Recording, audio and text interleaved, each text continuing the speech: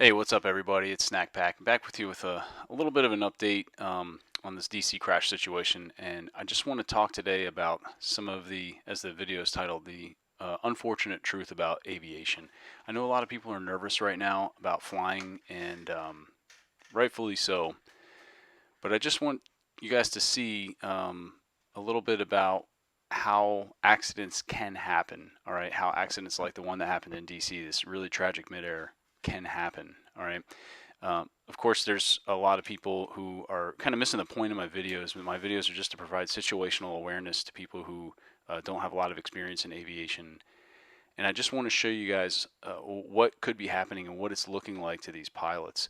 A lot of people are saying I'm trying to defend one crew versus the other. That's not it at all. I explained very precisely and concisely that I'm not here to place blame on anybody.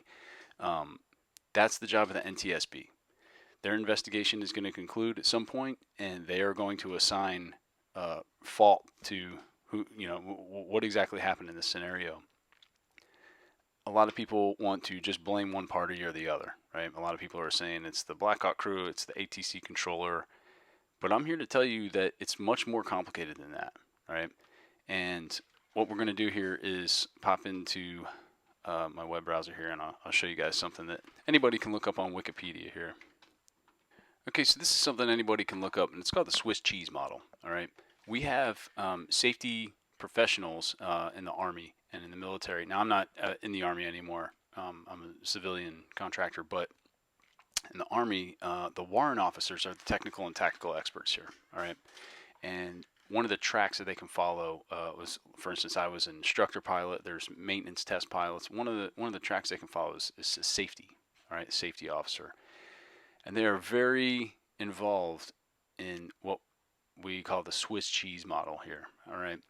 And what's happening here is there's different layers of defenses, and you can see like here's a threat that comes and tries to hit this piece of cheese here, but it's blocked. All right. Now here it got through a hole here, and it got through another hole, another layer, but here there was a block, right? But in this top example, you can see a threat made it all the way through the cheese, right? They're all three layers of Swiss cheese, and it ended in a disaster. All right. So when the NTSB puts its investigation together, they are likely going to find different contributing factors, all right, to this accident. All right. I've said many times that the altitude of these aircraft, although it may have been sort of the nail in the coffin that led to the actual impact, um, they were way too close to begin with. All right. There was a change in, and this is from the NTSB, there was a change in the approach at the last few minutes before impact for the jet that was coming in. They switched runways, right? We know that it was at nighttime. It was low level for the helicopter. We know that this was an incredibly busy airport, right? Aircraft are flying in fairly close proximity to each other, and there's very little room for error. So people are getting really hung up on how this helicopter was too high. I mean, I have 1,500 hours in a Black Hawk and another 500 hours in airplanes. The difference in 100 feet. I mean, if you're focusing on something else in the cockpit, right? You can change your altitude by 100 feet in a matter of seconds, right? Or maybe even 1 second. It can happen very, very quickly. And despite how well trained all the pilots were in both cockpits of this air incident, all right, they're not perfect, unfortunately. The air traffic controller, you can hear the air traffic controller is very busy. Okay, the air traffic controller is also a human being. Okay, so I know a lot of people are, I guess, not happy with some of the analysis that I was trying to give in the last couple of videos, but understand this: my goal is not to place blame here. All right, my goal is not to say who's at fault. My goal is to show you what the situation looked like and some of the limitations and some of the struggles that pilots may have been encountering, right, in that situation. But rest assured, the NTSB is going to conclude an investigation, and they will definitely put an official who's at fault and who did what. But as this little Swiss cheese model shows, as you can see, very likely there was different holes and there were different borders and boundaries that were set up for protection, and the threat just made it all the way through to the other side. All right. So what can be done going forward? Well, I'll tell you what I do. All right. Now, I have had several instances, especially in the past several years, flying around at night, all right, with students in a Black Hawk and doing training. And the difference between me and my cockpit and the cockpit that uh, ended up contacting this airliner is that they were both rated aviators. So for me in my cockpits, I'm the only rated aviator. My student pilots are just that, they're student pilots. The flight that happened in DC was conducting an evaluation, and that's directly from the Secretary of Defense. He said it was an annual proficiency check ride. All right. So I know a lot of people are saying this was something else, but it wasn't. This was a very standard routine check ride. People are saying that 500 hours is not a lot. I made pilot in command at 350 hours. So I was the pilot in command of a Black Hawk helicopter with 350 hours. I could fly at night. I could fly in instrument meteorological conditions, all that stuff. All right. It sounds crazy, but I'll tell you, there are certified flight instructors flying around with students, buzzing around in these busy Class Bravo airspaces with even fewer hours. I guarantee you that. All right. Some of these CFIs are just young kids. I had one who, when I was doing my airplane ratings, I had a multi-engine airplane instructor who was, I think he was 19 years old, and he was teaching me. I was already a commercially rated helicopter and airplane pilot at the time, and he was teaching me how to fly a multi-engine airplane. All right, and he was 19 years old. I was like 37 at the time. Okay, so the way the FAA allows people of different ages and different experience levels to take on these responsibilities. Trust me when I tell you there are checks and balances, and there are check rides. There are designated pilot examiners that will go fly with everybody who, whether you're going to be a private pilot or a commercial pilot or a flight instructor, you have to go do a check ride with a designated pilot examiner. And these are some of the most skilled examiners in all of FAA flying, right? They have a ton of experience, and they are sort of that final check and balance to make sure that you're going to be safe in the air and you're doing things right. And if you're not, they will fail you. They have no problem failing you, right? And it's like, you didn't meet the standard, and the standards are clear cut in airman certification standards, right? And you can look those up on the FAA website, but for each different rating, there are very clear cut standards these pilots have to meet. So the hour level of these pilots, I think, is not going to be a huge factor, because like I said, I was flying around. Actually, before I was even at the 500 hour mark, I was just under 500 hours. I became an instructor pilot in the U.S. Army, and I was teaching at the Army Flight School, right? With just about 500 hours, I was teaching new Army aviators how to fly. It's not uncommon. It's been like that for decades, all right? So just to give you a little perspective on that.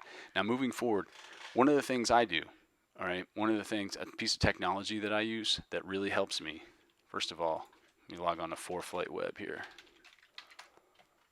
Now, in my first video, I was showing you how, I guess it already kind of defaulted to this map here, but I was showing you how we can turn this little traffic function on and we can see live traffic. All right, so right now I can see Blue Streak 5159 is on short final, and it looks like they're going to be landing runway 19 here, I believe. So 01, yeah, I believe this is runway 19. Looks like that's where they're heading. So if I had to guess, the winds are coming from the south unless they're going to do a circle to land. So we could look here on weather and we could see the winds are red. Yep, winds are from 170, so they're coming from the south. So this airplane right now, live as I'm recording, is at 75 feet. It says they're at 0, but this ADSB data might be a little bit off. Another reason why we don't jump to conclusions based on data we're seeing and on the internet. Right now, it's telling me this Blue Streak airline is in the Potomac River, okay? But it's not. I promise you that. So it's probably on short final. Now when we click on it, it should give us some information. There we go. It's a CRJ-7, all right, much like the same model as the aircraft that had the Midair. But it says ADSB 5 seconds ago, all right, and it looks like it came from KBTV, and I don't even know where that is. KBTV. That's Patrick Leahy Burlington International in Vermont. Yeah, I don't know. Never heard of it before. But anyway, the reason we're able to see these aircraft is ADSB. All right, it's a technology I talked about on my first video. Now, I fly with this thing right here. Okay, and this is an ADSB receiver. Okay, this is called a Stratus, and this is just one of many models of a ADSB receiver. And when I fly, I have my iPad, that all these maps that you're seeing right now that I'm showing you on my Firefox browser, I get the same exact maps on my ForeFlight application, or on my iPad. And as I'm flying, I get a live little icon of where I'm at. So in the last video, I showed you what I got Microsoft Flight Simulator, and I had it paired up to my ForeFlight, and you could see my little airplane icon, and that was me, like, flying in the simulator. But that works in real life too, right? When I'm actually flying, whether I'm flying Blackhawks, whether I'm flying an airplane, I have this ADSB receiver. Now, unfortunately, the Blackhawk that was in question here, and Blackhawks, most of the Blackhawks the Army has, don't have ADSB in technology. They have ADSB out, right? At least I know the Mike models do, and some of the Limas, they should be having that mod. And whether they have it on or off is a whole matter of SOP and local regulations and all that. But for me, I can see everybody around me. And because I have this little device, all right, now these are about 800 bucks, brand new. I got this one used for like 250 bucks. I replaced the battery on it, and it works great, and it interfaces through Wi-Fi through my iPad. And I can't tell you how many times in the past several years flying around in very busy airspace at night with a student, all right, I can't tell you how many times I have seen situations unfolding where I was converging with another aircraft and we're pretty far out, right? But I see this slowly unfolding, and I can see their altitude, and I can see my altitude, and I'm like, oh man, we're at the same altitude and we're converging. I wonder if they see me. And I would call them on a internal frequency and say, hey, because I could hear their call sign too, and I would call their call sign and say, hey, do you see me? I'm at your right door. I'm probably about at your 2 o'clock right now, and I'm about 5 miles out. We're converging. And sure enough, they're like, nope, I don't have you in sight, man. I can't. Oh, hey, there you are. Okay, got you in sight now. All right, great. Right now, if we would have gotten closer, it may have been easier to see each other, and likely, in all likelihood, see and avoid VFR rules probably would not have hit each other. We probably would have seen each other. But I like to have this margin of error here, right? I like to be able to use this device to be able to see where everybody's at, so that I can see somebody 10 miles out or even more that I may be. There may be a conflict with us, coming up, because a lot of time when I'm out flying in our training area, right, I'm not under positive control of anybody, right, under radar control. Now, if I'm flying instruments, yeah, I'm going to get up with the approach controller, and they're going to be watching me on radar. But otherwise, I'm just a VFR aircraft that's flying around with a VFR transponder code, and the radar controllers might see me, but I won't be up on communications with them, right? I'll be up with a different person who, may be controlling local area. There's a lot of local regulations for where I fly. They're a little bit different. But the point is, right, I might not have somebody warning me of all the traffic in the area, right? And it's perfectly legal to do that, okay? And it's VFR, visual flight rules, okay? It's visual flight rules flying. So that's going to sum it up for this video. I just want everybody to know, remember, I'm not here to make assumptions. I'm not here to, push blame on anybody or defend anybody. Of course, the NTSB is going to come out with more updates about the DC crash. We're going to learn more about what the cause was specifically. There are a lot of people who are making conjecture right now and saying what they think happened, and those videos are available on YouTube, and I encourage you to go look at those. But this channel is not going to do that, because what I wanted to do is just paint a picture, show some situational awareness, and show people what this looked like for the pilots and how this could have happened. All right, because it's not, I know there's still a lot of conspiracy theorists out there saying this was an intentional act, and it wasn't. Like 100%, this wasn't an intentional act. It was just a really bad tragedy, and it was all the holes in the Swiss cheese aligned. All right, and that's what's going to come out. I guarantee you that. There's not going to be one specific cause. Right now, some of the causes may hold more weight over the others, but this was a classic Swiss cheese model event, and it's so few and far and few between that it's nearly impossible for something like this to happen. So that's why it's such a shock that it did happen.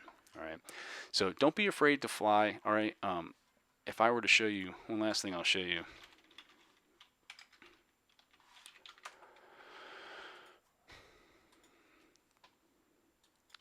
last thing I'll show you is I just want you to see how busy this airport is. All right, so I was looking at I was trying to find some information. They said there was a near miss the day before the accident happened at DC, and it was like not even close from what I saw. But we're just gonna rewind this a little bit, and I'm gonna crank the speed up, and I just want you to see this is one day. Actually, we're only about 15 minutes in right now to an hour. There's about a half hour mark. You can follow this. This is in the hour that we're on currently. This is all the traffic that's going through this airport in a given day. This is one airport out of hundreds of, at least dozens of major airports and hundreds of smaller airports in the U.S. that are receiving, and they've got traffic coming inbound, traffic going outbound. We're on hour 3 now, okay? This is how much traffic is going on in just this one airport, right? And I wonder, like, if we just zoom out, look at this. This is insane. And this is just one little region, okay? And this is how many aircraft are coming in and out. So people, I know people are nervous right now. They saw this, and then they saw the Philadelphia accident that happened, which was just a freak accident. I'm not even going to begin to spread conjecture on that one. But I know there's 2 really bad accidents happened back to back. And that seems like, you know, the air traffic system is just falling apart. But I just want you to see in just a tiny amount of time how many aircraft came in and out without incident in just this small little region. I wonder if my here's for the whole United States. This is just like an insane amount of air traffic, right? It can barely even fit on my screen here. Here, let's just do this. All right, so this is in a given hour, this is how many aircraft are flying just in the United States without any incident at all. So air travel remains incredibly safe. It's insanely safer than driving on the national roadway here in the United States. All right, so don't be afraid to fly. Everything's going to be okay. We're going to get past this. So once again, all the proceeds from this month and last month from this channel are going to get donated to the Bowtie and Blue Skies Foundation. All right, I'll link to that in the description. Also go to GoFundMe, and you can help out the families of those who lost anybody on the PSA Airlines aircraft that was involved in that mishap. And again, we're here just to try to learn about what happened here so that we can prevent it from happening again. Okay, that's the big goal. So feel free to get in the comment section and say whatever you want, right? I'm not out here deleting comments. Again, my goal is not to place blame or defend anyone. My goal is to understand the situation, how it unfolded, and how we can prevent it from happening again. And one of the things I'm going to encourage any pilot who doesn't currently use an ADSB receiver, I would highly encourage you to go get one. If you can afford to fly any kind of aircraft, you can probably afford to get one of these receivers to give you that extra situational awareness, right? If you don't already have any ADSB in avionics on your aircraft already. So, all right, thanks again for watching. Snak Pak out.